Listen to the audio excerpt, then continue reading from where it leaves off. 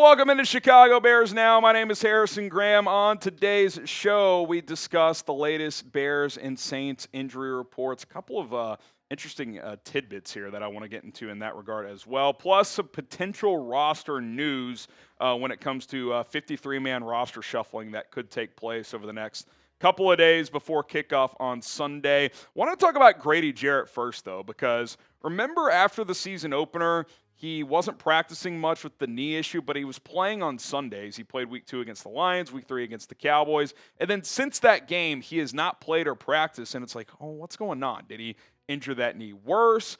Why, if so, why hasn't he gone on to short-term IR? Well, Brad Biggs alluded in an article today that he had a procedure. He said, Jarrett has been sidelined since the week 3 win over the Cowboys. It's my belief he likely had a procedure on his right knee. Had the Bears placed Jarrett on IR, the earliest he could have returned would have been the November 2nd game in Cincinnati. So it's fair to think the Bears will get him back sooner rather than later. Now, if that's true, because he did not practice today, we'll have the full injury report. Doesn't sound like he's playing Sunday. Probably should have put him on IR. Even if he returns that next week, it's like, okay, he only missed 3 games instead of 4. But my typical rule of thumb, unless it's a superstar player, if your projections of an injury timetable are you're going to miss at least 3 games, if not 4 or more, just go ahead and put him on IR and settle for the 4-game minimum because that roster spot is valuable. And he hasn't been able to practice. He hasn't been able to play. Now, if he plays this week, okay, made the right call. He only missed 2 games, and who knows, maybe the timetable changed, so sometimes that happens. But it feels like they probably should have just put him on injured reserve. Hopefully he can return next week. Hopefully he can play this Sunday, but he was not out there today, so I think that would be a pretty big surprise if he returned, especially if he had surgery. That would be quite the turnaround. So we'll see when he does return to the field.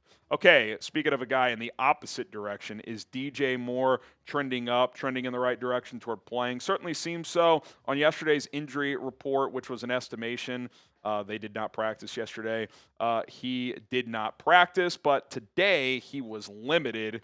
And this, of course, all comes after staying overnight in the D.C. area in a hospital. A lot of rumors of what's going on there. The Bears called it a groin injury. He's also being labeled with a hip injury. You stay overnight in a hospital. I don't know exactly what happened, but you guys can probably figure it out. They probably had to do some kind of testing with something in addition to those injuries. I'm guessing he plays on Sunday. Slow return to practice this week. Didn't do anything yesterday. Limited today. Guessing he does more tomorrow and will be good to go for Sunday. One thing you can't question with DJ is his toughness. He's taken a lot of big hits in his career playing for the Chicago Bears. So my gut tells me he'll play. Tomorrow will be a little bit more telling in terms of what his status is on the injury report. But if he's already back and limited here, I think he's going to be in a good spot to play on Sunday. This is why you subscribe to the channel. When news drops, when injury updates are revealed, we react and give our take here on Chicago Bears Now.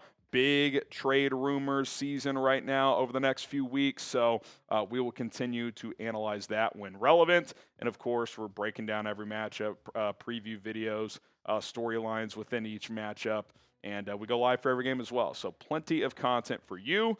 All you got to do is subscribe and hit that notification button so you never miss out on a video. Okay, coming up, we'll dive deeper into the full Thursday injury reports for the Bears and the Saints, plus explore a couple of roster maneuvers that the Bears could be making over the next 36, 48, 72 hours. But first, I want to tell you guys about our awesome sponsor, Prize Picks. There is not a better daily fantasy sports app than Prize Picks. You and I make decisions every day, but on Prize Picks, being right can get you paid. Don't miss any of the excitement this season on Prize Picks, where it's good to be right. I've been hitting 2-player lineups, 3-player lineups, flex lineups all season long, and I'm looking to continue that this week. Prize Picks is the only daily fantasy app that offers stacks, meaning you can pick the same player up to 3 times in the same lineup. Want to pick more on Caleb Williams' pass yards, rush yards, and touchdowns? Now you can. All in one lineup, only on Prize Picks. The way Prize Picks works is simple. What qualifies you for a lineup is picking 2 or more players,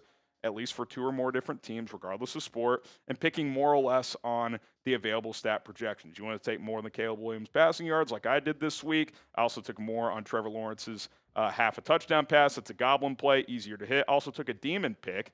This way you guys kind of get a full picture of what's available. Cam Scatterby to find the end zone. $20 lineup to win $80. You want to chase me? You can. I've been hot this season. That's an example of a Prize Picks lineup, but obviously thousands and thousands of combinations available for you. Download the Prize Picks app today. Use our code CLNS to get $50 in lineups after you play your first $5 lineup. That is code CLNS to get $50 in lineups after you play your first $5 lineup. Prize Picks. It's good to be right. All right, Bears injury report, did not practice today. Grady Jarrett with that knee, which we discussed in full. I don't expect him to play Sunday. I also don't expect Noah Sewell to play this week. Nasty-looking concussion on that friendly fire from Jonathan Ford. That was kind of tough to watch, to be honest. I was happy to see him walk off the field under his own power, but I think short week concussion, I don't expect him out there. And then Cairo Santos with a thigh injury, his right thigh, which, of course, is his kicking leg. I think with him being a weak-legged kicker, and I've referenced this a couple times, you got to be 100%. You know, if you're Brandon Aubrey and you're 90%, I'm putting you out there. Cairo Santos, I need you 100% to put you out there, especially in a game in October. So I would expect Jake Moody again. We'll see if he does anything tomorrow. Limited today, DJ Moore, which we broke down, dealing with that hip groin issue, plus potentially something else. I think he's trending up. Ogbongbemiga, more on him in a second. His practice window opened today. One of your key special teamers, and with Noah Sewell likely out this week, maybe they try to activate him, and he could be your third linebacker this week if they don't think Ruben Hippolyte's ready for that role. So keep an eye on him. He was limited. And then DeAndre Swift popped up with a groin. And I think this is notable because he was a full participant yesterday. And typically when someone's full and then the next day pops up as limited, that usually, not always, usually means that the player on the day they pop up limited started the day full go and tweaked something in practice, which is why it became limited, because he probably didn't finish practice. Here was what Ian Rappaport tweeted. I think it's notable that Rap Sheet sent something out. He was probably sent something from the Bears. He said, DeAndre Swift was limited in today's practice with a groin injury after being a full participant yesterday in what was actually a walkthrough and an estimated participation. More info tomorrow on how he responds.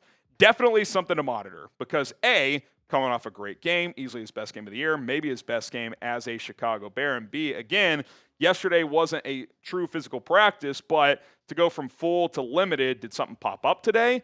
Did they do a medical check this morning and didn't like what they saw? So it's not like he was a DNP, but definitely something to monitor tomorrow, because if he can't go for whatever reason this weekend, then you got Kyle Monungai, Roschon Johnson. Would you maybe activate Travis Homer? You could also elevate Britton Brown for a game day elevation off the practice squad. He had a good preseason, but Swift looked really good this past week, so you hope he's able to play and build off of that. As far as Ogbongbemiga goes, the Bears PR tweeted out that his practice window was open. So again, is he on 3 practices, or really just 2 today and tomorrow, going to be ready enough to be elevated? Because remember, Travis Homer and Austin Booker, who we'll talk about in a sec, they practiced all week last week in full and were not activated. So for O to practice twice and be ready for a game on Sunday might be a stretch, but we'll have to wait and see.